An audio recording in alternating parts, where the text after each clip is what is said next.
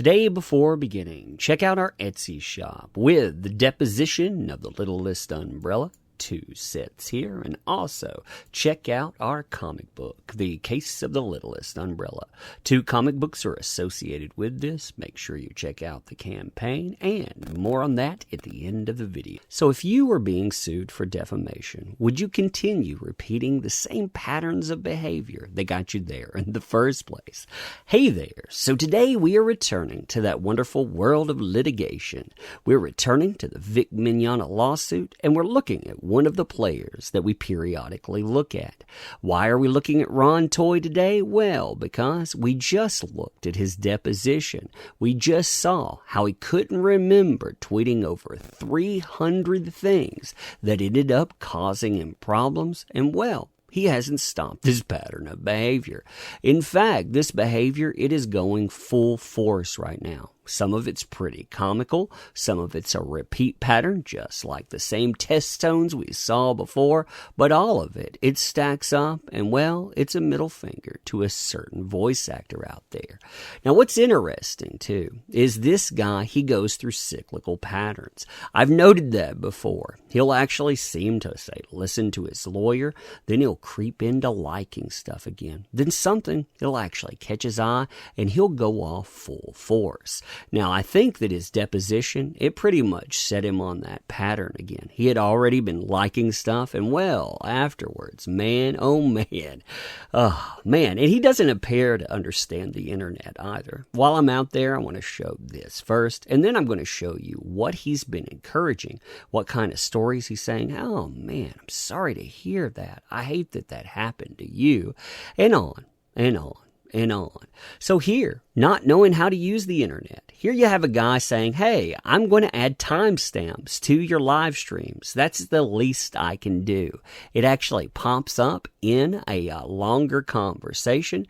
And this guy, when he's saying that, he gets a Ron answer. Now, he can't see the Ron answer because, of course, his account's logged down. But he's saying, hey, so you're saying Nick gave you raw video to timecode? Interesting. Then he starts spreading this idea, too. This guy's saying he has the video of Vic's deposition that hasn't been posted on Nick's site. That, to me, sounds like Nick distributed a video that shouldn't have been sent to him in the first place, to a random YouTube person. Actually, to a viewer, not to a random YouTube person. I mean, unless everybody that goes on YouTube is a random YouTube person. This person says, hey, that's there too. He's, of course, got to sound off on it again. The point is, the third video isn't even up yet, so he's working on it prior to it being up on his show. The guy says, hey, when it comes out, I'll be working on it. You know, when that comes up, I'm going to timestamp all of it together. There are 5 people out there that can't pay attention enough, that think, yeah, Ron's onto something too. I mean, this is the crowd out there. This is the crowd that, well, doesn't understand the internet. They don't understand archives, so I guess they can get into the place they are. Now, another thing that Ron has been encouraging lately are stories like this. And if you think, when I'm talking about encouraging, if you roll down through here, you'll notice him commenting on quite a few things. Yep, and one of those comments, I'm so sorry that happened to you. This is yet another one of those things. I'm going to actually include it here, but it's another one of those things that's not verified in any way, shape, or form. And in fact, there are huge issues with this story. Not just the fact of what they're claiming here, but the way that they say that they're compensated. They go on later to say all of this stuff, it was cleared up by Dad. He got his hotel comped by the hotel itself. Now, we know how conventions, they may have an arrangement with a hotel, but they're separate entities. It doesn't work that way. The convention would actually have to comp that.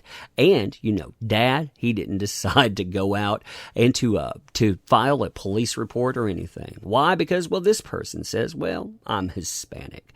I talked to my dad about what happened since I was around 10 or 11. Couldn't remember. Couldn't find any photos from the con. Don't think it was backed up on laptops, but I'm ready to share my Vic story. And look who's tagged in here. Lovely time. So they tell you the con 2010, who they were dressed up like. To give you an idea of how I looked, I always had a large chest, and I was kind of tall for my age, so most people assumed I was 16 plus. That's why I wanted to find a picture to show how I looked. Now, somebody did include a picture of this person too, and man, I'm telling you, like, you would not go and confuse this person, period, for being a certain age. I mean, can you imagine saying this? Well, when I was 11, I looked 16. Therefore. But I was a young weeb excited to meet the voice of. I waited in line for an hour, and we left in the room. All I remember was him signing a poster, making weird small talk that made me nervous, more on that in a bit, and his gaze staying lower than it should. That's kind of a weird statement that many years after the fact. We got ready to take a picture, and he had his hand low on my waist near butt, and then said something that made my dad start yelling at him. We were escorted out of the room, and they took my dad to an office to talk. Dad filled me in on what Vic said that peeved him off. Basically, while he was signing, he making comments like, "You must make all the boys crazy," and other weird things that I barely registered while I was nervous to meet someone I saw as a celeb. Dad said that he asked me how old I was while Dad got out the camera, and when I answered him that I was 11, he said, so you're jailbait. I didn't know what that meant, and then Dad started yelling, so I just disregarded it, assumed it was something mildly insulting. They gave my dad a refund on the hotel to keep him from suing, and I kind of repressed the memory because I was a kid with not a lot of understanding of what happened. I felt gross because I noticed his stare, and I didn't like his hand being low, but looking back on it makes me feel grosser. Dad said he wanted to leave the con then and assumed all voice actors were gross, but I begged him to stay, and he let me stay so I could meet another voice actor at a signing. That guy turned out to be great, and, thanks to you, I got to keep going to cons, and he kept his guard up, but we met so many good people. He still says he is one a dad. But that's what happened. I'm bracing myself for backlash, but I needed to get that off my chest. Edit got my date wrong there. So they claim that they didn't actually file any type of litigation because, race of the person versus race of the voice actor, and again, all kinds of flaws in that. But does it really matter? Every story out there is a story that's representing a click, a link, and we know that our boy here, he loves to click on every link out there. He has this little comedy routine, he likes to return to, talking about the sheepdog. Now, if you've not heard about the Sheepdog Man, let me fill you in on this. Here's a quote, and Ron, he actually posted this quote just to say, and in deposition, if you haven't heard it, it's majestic. It is indeed majestic. There are 3 types of people in this world: sheep, wolves, and sheepdogs. Some people prefer to believe that evil doesn't exist in the world, and if it ever darkened their doorstep, they wouldn't know how to protect themselves. Those are the sheep. Then you've got the predators who use violence to prey on the weak. They're the wolves. And then there are those blessed with the gift of aggression, an overpowering need to protect the flock. These men are a rare breed who live to confront the wolf. They are the sheepdog. Ron says that he is the sheepdog out there. That's what he said in deposition while talking about American Sniper. That's right. That's where he pulled that from, which is kind of creepy in its own way. Anyhow, I mean, he's talking about somebody that is, engaging in military action. He's comparing himself, which is funny, but also considering these people like to talk about threats, wouldn't you say maybe that could be looked at as, I don't know, a threat. But he says here, I'm no way comparable to legend soldier and patriot Chris Kyle. But the quote from the movie, based on his life, echoes who I am as a person.